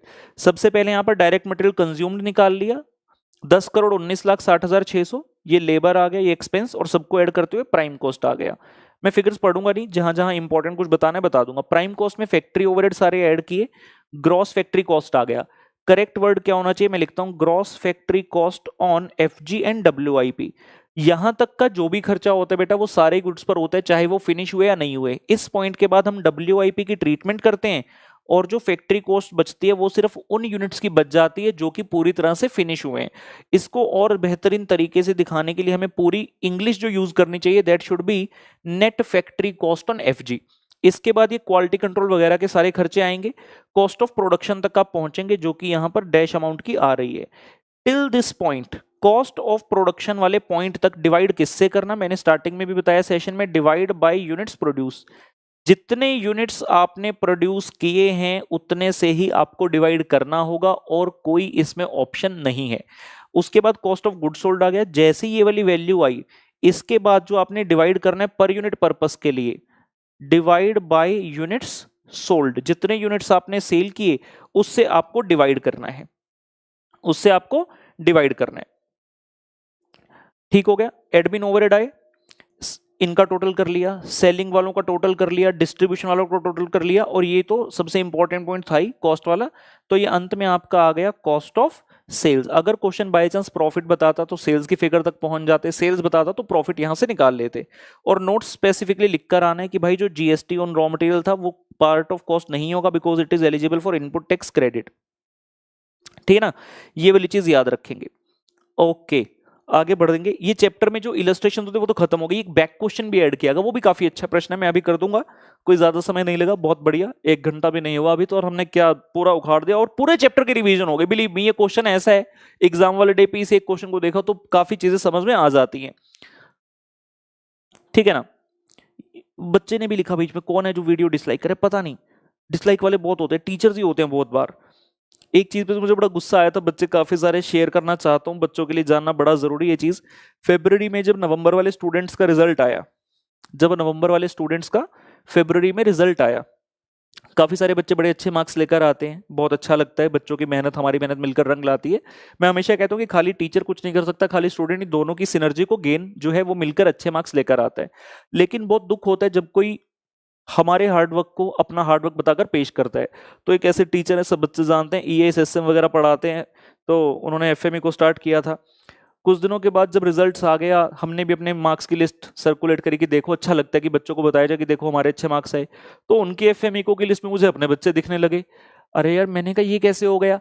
तो जिन जिन बच्चों का था मैंने प्रॉपर पहले रिकॉर्ड निकाला अपने आरएसए में, उनका ऑर्डर नंबर ये वो, फिर बच्चों से, जिन बच्चों से कॉल पर बात कर सकता था कॉल पर की, जिनसे इंस्टा पे व्हाट्सएप पे कहीं पर भी रिटर्न में की, सो दैट मेरे पास प्रूफ रहे। तो मैंने उस बच्चे से पूछा कहीं ऐसा तो नहीं कि आपने दोनों से क्लास ली, अगर बच्चे ने दोनों टीचर से क्लास ली तो वो भी टीचर क्लेम कर सकते हैं। तो बच्चे ने कहा नहीं जी, मैंने उनसे तो क्लास ली नहीं, सिर्फ आपसे एफएमई को लिया। मैंने कहा क्या पता आपने ईएएस लिया। वो बच्चा कहता मैंने ईएएस भी नहीं लिया। उस बच्चे ने उस टीचर से ऑडिट पढ़ा था उनकी एकेडमी से, और उन्होंने सोचा शायद कि यार ऑडिट के नंबर की मार्कशीट आई है तो सारे नंबर क्लेम कर लेते हैं। तो ही वॉज माई स्टूडेंट। मैं उस समय वीडियो बनाना चाहता था कि पूरे भारतवर्ष को बताऊं, लेकिन मैंने कहा छोड़ो, क्या करना, रहने देते हैं। फिर जब जनवरी वाले एग्जाम हुए, उनका रिजल्ट आया, मार्च में आया था, 23 से 24 मार्च को। तो 4-5 दिन के बाद जब उन्होंने लिस्ट निकाले, the same thing happened then also. तो बड़ा गुस्सा आया मुझे, मैं फिर से लग रहा था कि यार बच्चों को बताना चाहिए, but I stopped my self somehow कि यार क्या करूं मैं बहुत परेशान था। स्टूडेंट हमारे, मैंने उस स्टूडेंट से बात की, मेरे पास सारे प्रूफ हैं आज तक रिटर्न में, बच्चे ने क्लास हमसे ली लेकिन वो वाला टीचर अपना क्लेम कर, और बच्चे ने मुझे ये लिखकर रिटर्न में भेजा हुआ है कि सर हमने उनसे कोई क्लास नहीं ली, ना रेगुलर ना फास्ट ट्रैक, किसी प्रकार की नहीं ली, एफएमई को सिर्फ आपका पढ़ा। फिर भी वो लिस्ट बनाने के लिए पता नहीं कहाँ कहाँ के बच्चों का प्रयोग करते हैं। तो भाई बच्चों को पता है कौन है वो लोग, गानों से यूट्यूब से ही उनकी दुनिया चलती है, चिकम चिल्ले से। हमारा सिंपल काम है यार, पढ़ाएंगे, जो कुछ गुनगुनाना होता है हम अपने आप ही गुनगुना देते हैं, अपनी प्रमोशन कर देते हैं। यूट्यूब पे कौन सुनाऊं मैं किसी का गाना। जैसे एक गाना है, कुड़िए नी मेरे दिल विच वस जा, कुड़िए नी तेरे बिन मैं नहीं जचदा, कुड़िए नी कुड़िए नी कुड़िए नी कुड़िए। ਆਪਾਂ ਆਪੇ ਆਪ ਹੀ ਪੰਜਾਬੀ ਗਾਣੇ ਗਾਈ ਲੈਦੇ ਹੁੰਦੇ ਆ। We are not dependent on the YouTube, we can sing ourselves, we can entertain students from our knowledge only। तो ठीक है, हमारा तो सब बच्चे जितने मुझसे पढ़े हैं, जितने जानते हैं, मैराथन लेक्चर में बड़ा सारा ज्ञान देता रहे तो लाइफ का भी। Always follow the ethics, be true to yourself and the win shall be yours, simple. चलिए जी बढ़ते हैं आगे। ये देखो एक ना, ये पहला क्वेश्चन है, ये पहले भी था, इसमें कोई चेंज नहीं है, इसमें कोई चेंज है ही नहीं। ये क्वेश्चन नया ऐड किया है इंस्टीट्यूट ने, तो हम ये वाला क्वेश्चन भी जरूर करेंगे। क्वेश्चन कहता, from the following particulars you are required to prepare monthly cost sheet of the Aditya industries. ठीक है, ये एक हमारे सामने प्रश्न है। टोटल 3 क्वेश्चन है बैक क्वेश्चन, जिसमें पहला क्वेश्चन और तीसरा क्वेश्चन पहले भी था, और उनका जो आंसर पहले वाले मॉड्यूल में था वही अब भी है, मतलब उसमें कोई चेंज नहीं है। ठीक है ना, तो सिर्फ एक नया क्वेश्चन ऐड हुआ नंबर 2, वो वाला क्वेश्चन हम यहां पर कर लेंगे। ओके, और आप बच्चों ने कोशिश ये करनी, क्योंकि एग्जाम का समय इंडेफिनिट टाइम के लिए पोस्टपोन हो गया, तो जितने भी सेशन मैं यूट्यूब पर लेता रहूंगा, सभी सेशन में आप कोशिश करो प्रेजेंट होने, क्योंकि खुद से पढ़ना इस माहौल में मुश्किल है, तो मेरे साथ मिलकर अगर किस तरह पढ़ पाएंगे तो बहुत बढ़िया रहेगा। ठीक है ना, मोटिवेशन हमारे उससे जाना नहीं चाहिए। चाहे पॉजिटिव वर्ड काफी खराब कर दिया इस कोविड ने, लेकिन फिर भी मैं कहूंगा that is we have to remain the positivity, we should be positive but not in the test, test should be negative, our aura should be positive. Test, ये लीजिए क्वेश्चन आपको बता रहा है, सबसे पहले ओपनिंग इन्वेंट्री, मटेरियल बता दिया, WIP बता दिया, फिनिश गुड्स बता दिया। क्लोजिंग इन्वेंट्री, रॉ मटेरियल बता दिया, WIP बता दिया, और फिनिश गुड्स क्वेश्चन मार्क। ये तो सबसे अच्छा पॉइंट होता है, फिनिश गुड्स की कॉस्ट को कंप्यूट करना ही तो एक अच्छा पॉइंट माना जाता है।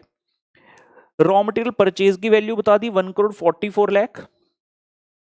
GST paid on raw material purchase, ITC available, तो भैया तुम तो कॉस्ट का पार्ट बनोगे ही नहीं। Wages paid to production worker, direct labour बता दिया। और ये देखो एक्सपेंसेस पेड फॉर यूटिलिटी, कुछ याद आया? ये देखो मैं वापस जाकर एक बार दिखाता हूं, जिन बच्चों को याद है बहुत ही अच्छी बात। जब हमने यहां पर एक लिस्ट पढ़ी थी ना डायरेक्ट वाले खर्चों की, ये देखो मैंने तभी यहां पर वर्ड बताया था, यूटिलिटी भी लिख सकता है। पावर एंड फ्यूल लिखा तो चला, यूटिलिटी वर्ड भी याद रखना होगा। अब जो क्वेश्चन कर रहा है उसमें वर्ड क्या, यूटिलिटी, तो यूटिलिटी का मतलब है फिर से वो डायरेक्ट एक्सपेंस की ही बात बेटा हो रही है। ये लीजिए हम आ गए वापस क्वेश्चन पर, तो ये डायरेक्ट एक्सपेंस हो गया यूटिलिटी वाला। फिर क्वेश्चन कहता है office and admin expenses paid. जब क्वेश्चन ये ना लिखे ना ब्रैकेट में कुछ भी कि रिलेटेड टू प्रोडक्शन वगैरह है, तो इसको आपने जनरल मानना है, मतलब जो कॉस्ट ऑफ गुड्स सोल्ड के बाद एडमिन ओवरहेड आता है, ये वो वाला एडमिन ओवरहेड है। Travelling allowance paid to office staff, ये भी कहां आएगा, साफ साफ लिखा है कि ऑफिस स्टाफ है तो आपका एडमिन में चला जाएगा। और सेलिंग एक्सपेंस हो गए नॉर्मल वाले। कहता जी मशीन आवर्स वर्कड 21,600 और मशीन आवर रेट इतना, तो इन दोनों को मल्टीप्लाई करेंगे तो आपका फैक्ट्री का खर्चा आ जाएगा। कैसे, मशीन कहां पे काम करेगी पुत्र, ऑब्वियसली है फैक्ट्री विच मशीन ने कम करना है। ठीक है ना, तो जे मशीन आवर्स में मल्टीप्लाई कर दी, ये 8 रुपए नाल तो फैक्ट्री ओवरहेड आ जाना है। क्वेश्चन कहता यूनिट आपका सेल कितने, 1,60,000, यूनिट्स प्रोड्यूस कितने, 1,94,000, ते प्रॉफिट चाहिए 15% ऑन सेल। अगर हम ध्यान दें क्वेश्चन में आपको ना closing stock of finish goods के यूनिट्स तक नहीं बताए, लेकिन हिंट है क्वेश्चन ने आपको ओपनिंग स्टॉक के यूनिट्स बताए हुए हैं ना, तो वहां से हम हेल्प कर लेंगे। ठीक है, इस क्वेश्चन के मैं इस क्वेश्चन को यहां से अब देखूंगा और इसका सॉल्यूशन हम वहां चेक करेंगे। ये लीजिए, तो यहां रख लेते हैं क्वेश्चन को। सबसे पहले इस क्वेश्चन के सॉल्यूशन पर चलते हुए हम नंबर ऑफ यूनिट्स निकाल लेते हैं। ओके, क्वेश्चन यहाँ है, हमें क्वेश्चन के साथ बहुत ज़्यादा स्पेस नहीं दिया, तो मैं इसका यूनिट्स यहाँ निकाल लूँ। यूनिट्स ऑफ क्लोजिंग स्टॉक, ऐसा करते हैं, what we can do, we can prepare a memo trading account. I hope all of the students can see on the screen. मैं थोड़ा इनलार्ज करता हूँ। यहाँ पर आता है आपका ओपनिंग स्टॉक, ये आ गए यूनिट्स प्रोड्यूस कितने की, ये आ गए सेल यूनिट्स, और ये आ गए क्लोजिंग स्टॉक यूनिट। ठीक है ना, सबसे आसान तरीका है मीमो ट्रेडिंग बनाओ, ये तो बच्चों का सबसे पसंदीदा अकाउंट होता है। मीमो ट्रेडिंग क्यों बोला, सिर्फ यूनिट्स वाला, अमाउंट वाला नहीं। इसका नाम क्या रख दूं, memo trading account, so that we can find out the units of closing stock. Memo trading account only in units. Question ने ओपनिंग स्टॉक यूनिट्स कितने बताए, 10,000। यूनिट्स प्रोड्यूस कितने बताए, 1,94,000, और सेल कितने बताए, 1,60,000। तो बैलेंसिंग फिगर आ जाता है 44,000। ये वाली चीज तो क्लियर होनी चाहिए, opening plus production minus sales, 10,000 opening था, 194 और प्रोड्यूस कर दिए, 1,60,000 भेज दिए, तो क्लोजिंग स्टॉक बचा अपने पास 44,000 का। जब क्लोजिंग स्टॉक निकालेंगे एटलीस्ट हमारे पास ये वाले यूनिट्स आ गए। इंस्टीट्यूट ने बड़ा गलत काम किया, वर्किंग नोट नहीं बनाया। आप एग्जाम में ऐसा बिल्कुल मत सोचना कि इंस्टीट्यूट ने मॉड्यूल में भी नहीं बनाया तो हम भी ना बनाए। Working note are very very important, और एग्जाम में बहुत सारी चीजों का और ध्यान रखना होता है। जानना हो तो मैंने एक सीरीज बनाई थी एग्जाम टिप की, 5-5 मिनट की, मैक्सिमम 13-14 वीडियो, उनको देखना, आपके बहुत सारा मतलब पता चलेगा, ज्ञान मिलेगा प्रोफेशनल कोर्स के एग्जाम में क्या क्या होता है। ठीक है, अब हम एक एक पॉइंट देखते हैं यहां से और स्टार्ट करते हैं। ये लो, opening stock of material 12 lakh और closing stock of material 14 lakh. तो जो जो पॉइंट है उसको मार्क करते चलते हैं। Opening stock of material 12 lakh, closing stock of material 14 lakh रुपए। ठीक हो गया। उसके बाद आया जी WIP, 18 लाख रुपए का ओपनिंग और 16,04,000 रुपए का क्लोजिंग। 18 लाख रुपए का ओपनिंग WIP और 16,04,000 रुपए का क्लोजिंग WIP। ठीक है, ये भी। ओहो मिस्टर सॉफ्टवेयर, ऐसे ना करो। वेरी गुड, ये लीजिए। उसके बाद क्वेश्चन बोला फिनिश गुड्स का ओपनिंग स्टॉक 9,60,000 और क्लोजिंग तो हमें निकालना है, तो एटलीस्ट ओपनिंग को हम मार्क कर सकते हैं। ये opening stock of finish goods हमने मार्क कर लिया 9,60,000 रुपए। क्लोजिंग स्टॉक अभी पेंडिंग रखेंगे, क्लोजिंग स्टॉक तब तक नहीं निकल सकता जब तक कॉस्ट ऑफ प्रोडक्शन तक हम पहुंच ना जाएं। ठीक है, क्वेश्चन में वापस आ गए। बोलते हैं रॉ मटेरियल परचेज 1,44,00,000 और जीएसटी तो हमने कहा था आएगा ही नहीं, तो रॉ मटेरियल 1,44,00,000 और डायरेक्ट वेजेस 36,64,000 मार्क कर लेते हैं। मटेरियल परचेज 1,44,00,000 और डायरेक्ट वेजेस 36,64,000। उसके बाद बेटा कहता है एक्सपेंसेस पेड फॉर यूटिलिटी। मैंने कहा था ये कौन सा खर्च है, डायरेक्ट एक्सपेंस 1,45,600 का। ये लीजिए एक्सपेंसेस पेड फॉर यूटिलिटी 145,600। यहां पे आपने किया, ये मटेरियल कंज्यूम आ गया, opening plus purchase minus closing, और वेजेस और यूटिलिटी यानी कि एक्सपेंस ऐड करते हुए आपका प्राइम कॉस्ट आ गया 1,80,09,600। ठीक है ना। उसके बाद फैक्ट्री ओवरहेड आने, ये चलो पहले जो खर्चे दिए उनकी बात कर लेते हैं। क्वेश्चन ने बोला ऑफिस एडमिन एक्सपेंस 26,50,000 52, ये आपका एडमिन में आएगा, और 1,21,000 भी, और सेलिंग एक्सपेंस 6,46,000। इन तीनों खर्चों को मैप कर लेते हैं। ये लीजिए, office admin expenses 26,52, travelling allowance paid to office staff बेटा 1,21,000, और सेलिंग एक्सपेंस आ गए 6,46,000 रुपए। ठीक है ना। ये सारे खर्चे में बताए COGS के बाद ही आते हैं, एग्जैक्टली वहां पर आ गए, तो कोई चिंता की बात नहीं। ये वाला पॉइंट था मशीनर्स और मशीनर रेट, तो 21,600 को गुना 8 करूंगा, फैक्ट्री ओवरहेड आ जाएगा। ये लीजिए 21,600 गुना 8 किया तो फैक्ट्री ओवरहेड आ गया 1,72,800। क्वेश्चन में क्या और कोई चीज दी है? नहीं, बस ये बताया कि प्रॉफिट 15% ऑन सेल है, ये तो कॉस्ट ऑफ सेल के बाद काम में आएगा। इतना काम हमने कर लिया। प्राइम कॉस्ट में ये तीनों खर्चे भी आपने ऐड कर दिए तो कॉस्ट ऑफ प्रोडक्शन आ गया। If we go to the question, ठीक है, उन्होंने साथ में एक एडिशनल कॉलम बनाया कॉस्ट पर यूनिट का। मैंने आपको क्या सिखाया था, कॉस्ट ऑफ प्रोडक्शन तक आप कौन सी यूनिट से डिवाइड करोगे, divide by units produced, divide by units produced. बेटा कितने यूनिट्स प्रोड्यूस्ड हैं ये देखें, हमने 1,94,000 यूनिट्स जो है प्रोड्यूस किए थे, ऐसा क्वेश्चन ने हमें बताया। तो जरा इस 1,42,00,000 को डिवाइड बाय 1,94,000 करता हूं तो ये आ गया 73.19, सही है। 36,64,000 डिवाइड बाय 1,94,000 18.89 बिल्कुल सही। 145,600 डिवाइड बाय 1,94,000 0.75 बिल्कुल सही, ये आ गया। उसके बाद उन्होंने फैक्ट्री ओवर का लिखा नहीं, भूल गए, मैं लिख देता हूं 170-800 डिवाइड बाय 1,94,000, ये आएगा 0.89। 183,78,400 डिवाइड बाय 1,94,000 94.73 बिल्कुल सही आ रहा है। ठीक है ना। ओपनिंग स्टॉक को ऐड किया, क्लोजिंग स्टॉक को जब माइनस करना है, हमने यूनिट्स निकाल लिए थे यहां पर 44,000, लेकिन कॉस्ट क्या रहेगी, कॉस्ट रहेगी इसकी जो आपने अभी अभी निकाली 94.73। तो 94.73 अगर एक यूनिट को प्रोड्यूस करने की कॉस्ट है तो 44,000 यूनिट्स की कॉस्ट कितनी होगी। ऐसा करने से आपके पास ये closing stock of finish goods की फिगर आएगी। और हम कौन सा मेथड एज्यूम कर रहे हैं, फीफो। जब भी क्वेश्चन साइलेंट हो हमेशा फीफो एज्यूम किया जाता है, ऐसा क्यों, क्वेश्चन में if you see there was opening stock of FG also 10,000। अगर आप 9,60,000 की कॉस्ट को 10,000 से डिवाइड करो तो ओपनिंग की कॉस्ट 96 बनती है, जबकि हमने कितने पर वैल्यू किया 94.73 पर, क्योंकि हम ये मानकर चलते हैं फीफो में जो ओपनिंग स्टॉक था ना वो सारा सेल हो गया होगा। FIFO first in first out जो ओपनिंग था वो सेल हो गया, जो बचे 44,000 हमारे पास वो सारा किसमें से बचा है, जो आपने करंट पीरियड में प्रोड्यूस किया, और जो करंट पीरियड में प्रोड्यूस किया है उसकी कॉस्ट आपकी आई है 1,83,78,400 की। समझ में आई बेटा बात? तो यहां पर लिख देते हैं assumed FIFO method for closing stock valuation.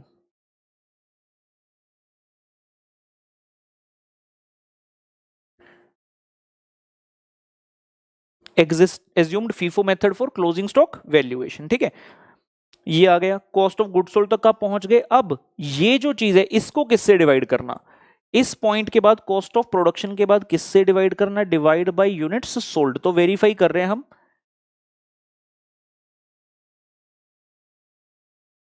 Units sold कितने यूनिट सोल्ड है पुत्र, 1,60,000। तो 151,70,280 बटे 1,60,000 94.21 बिल्कुल सही। तो यहां के बाद डिवीजन जो की गई है वो 1,60,000 यूनिट से की गई है, और कॉस्ट ऑफ प्रोडक्शन तक की गई है 1,94,000 से। ठीक है ना पुत्र? और उसके बाद ये जितने भी खर्चे हैं इन सबको भी आपने डिवाइड इसी से किया। एक बार वेरीफाई कर लेते हैं कोई भी एक खर्चा एडमिन का स्पेसिफिकली, बिल्कुल सही।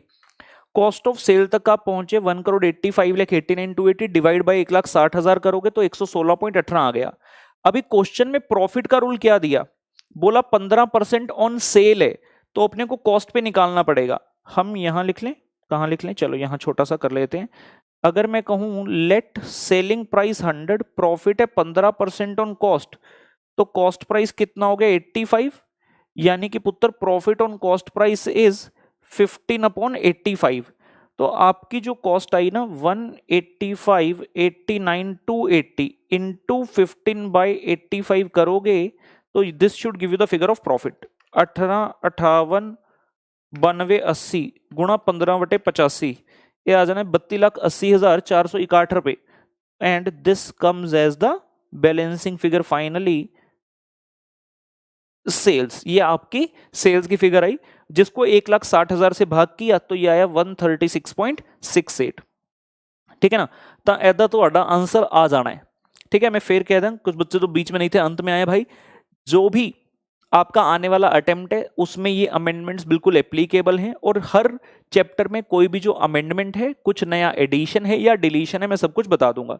ये जो सारा काम मैंने किया है ये वाली शीट में टेलीग्राम चैनल पर डाल दूंगा, तो वहां से आप इसको देख सकते हैं। और जो बच्चे स्टार्टिंग से अगर अंत तक सेशन है बन रहे भाई, बहुत बहुत बढ़िया उन बच्चों के लिए। चलो अब बताओ, कुछ किसी को 5 मिनट और लगा लेंगे, किसी को कुछ बातचीत करनी है तो मुझसे कर लेंगे। तो सर एक बार बता दो LIFO मेथड में कैसे वैल्यू करेंगे वो बताना। बेटा LIFO तो AS2 ने ही मना कर दिया, आप LIFO के पीछे पड़ो, छोड़ दो LIFO, छोड़ दो LIFO। सर आपके सेशन डेली होंगे, can you provide amendment part PDF separately. बेटा अमेंडमेंट पार्ट को अलग से निकालना मुश्किल होगा, मैं PDF जो शेयर करूंगा उसमें जहां जहां मैंने टिक मार्क किए होंगे मतलब वही अमेंडमेंट है। ठीक है ना? अदरवाइज इसमें से पूर्व वो वाले पेजेस एक्सट्रैक्ट करना विल बी अ क्यूम्बरसम प्रोसेस। और हाँ, दूसरा सवाल कि क्या सर डेली आओगे, बेटा पूरी कोशिश ये रहेगी कि डेली आऊं, पूरी कोशिश रहेगी। राहुल सर 6 मंथ में इंटर बोथ ग्रुप पॉसिबल है फ्रॉम सूरत गुजरात। बेटा क्लासेस विद रिवीजन पॉसिबल नहीं है, मैं बिल्कुल फ्रैंकली बता रहा हूं। अगर आपने कुछ पढ़ा ही नहीं आज तक और सोच रहे हैं कि स्टार्ट करके क्लासेस 6 महीने में खत्म कर दें और अपना रिवीजन भी कर लें तो थोड़ा सा मुश्किल होगा। मैंने सभी बच्चों को कह दिया, आपने चाहे मेरी क्लासेस भी ली हैं तब भी आपको ये चीजें देखनी है, मतलब देखनी है। ठीक है ना?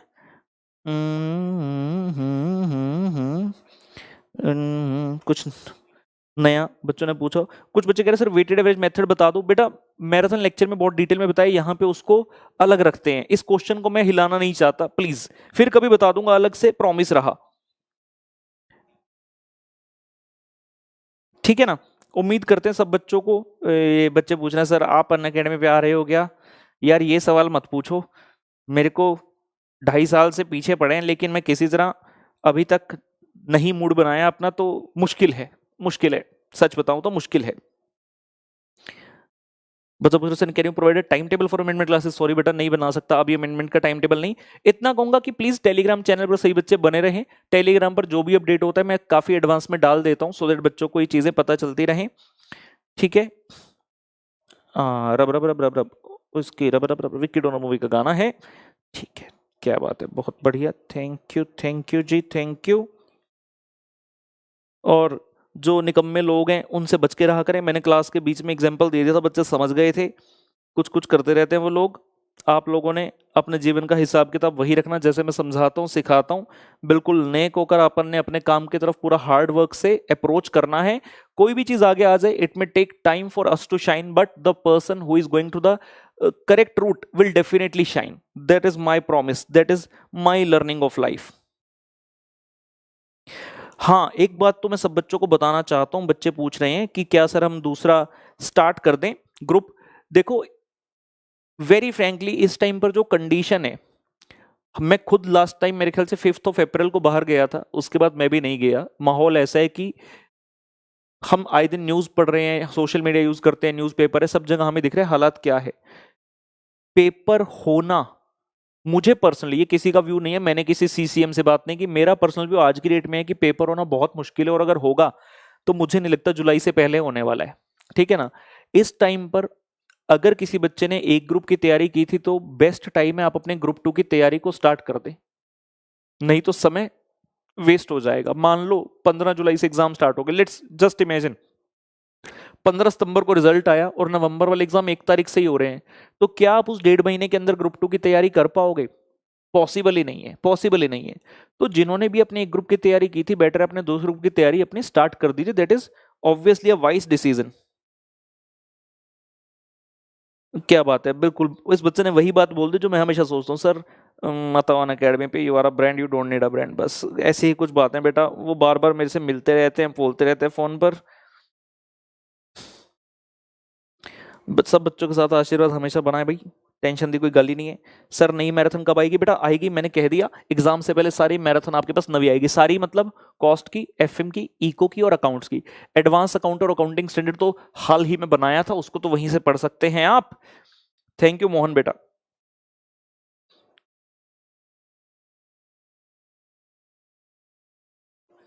मैं इस लिस्ट में अपने कुछ स्टूडेंट्स को देख सकता हूं जिन्होंने हमसे क्लासेस ली हैं, वो बच्चे भी मैसेज लिख रहे हैं, वेरी गुड, थैंक यू। हाँ बेटा, जो मेरे सेशन है, कई बच्चे पूछते रहते हैं मुझसे, कल मैंने इंस्टाग्राम पर भी वीडियो डाला था, बच्चे पूछते हैं कि सर ये जो सेशन है क्या यूट्यूब पर रहेगा या आप डिलीट कर दोगे? तो यूट्यूब पर ये सेशन रहने वाला है। मैं कोई सेशन ऐसा डिलीट नहीं करता कि ठीक है थोड़े टाइम बाद डिलीट कर देते हैं। अरे जब बच्चों को जरूरत है तो डिलीट क्यों करने, यहीं पर रहने वाला है। मेरे कुछ सेशन डिलीट हुए थे, तब उन अकेडमीज ने डिलीट किए थे जिन अकेडमीज के साथ मैं पहले पढ़ाता होता था, चाहे वो बच्चों के लिए यूजफुल सेशन, जैसे कॉस्टिंग का मैराथन था, जब सबसे पहले 2017 में मैं जिस अकेडमी में था, उन्होंने डिलीट कर दिया। कहते अब तो तुम हमारे साथ नहीं हो। मैंने कहा बच्चों के भविष्य के लिए है, तुम्हारे चैनल पर है, पढ़ा रहने दो, तो उन्होंने डिलीट कर दिया। फिर मैं दूसरी एकेडमी में गया जिसके बारे में सेशन के दौरान बात की, उन्होंने डिलीट कर दिया। तो फिर मुझे नया रिकॉर्ड करना पड़ा। मतलब मैं अपना सेशन ऐसे कभी डिलीट नहीं करूंगा, ठीक है ना। वो दूसरे लोग करते थे, अब तो अपने चैनल पर है, अब कोई दिक्कत नहीं है।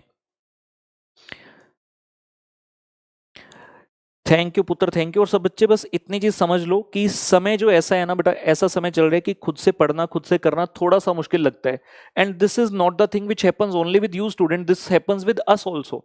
अब आप कहोगे सर आप तो इतने सारे रैंक होल्डर हो, इतने सारा कुछ किया हुआ है आपने, क्या आपको भी ऐसा होता है? हाँ, जब लॉकडाउन की सिचुएशन आती है तो एक बार तो माइंड में आती है कि लेथार्जिक हो जाते हैं, शायद जितनी प्रोडक्टिविटी होनी चाहिए उतनी नहीं होती है, और मुझे इसको एक्सेप्ट करने में कोई शर्म भी नहीं है।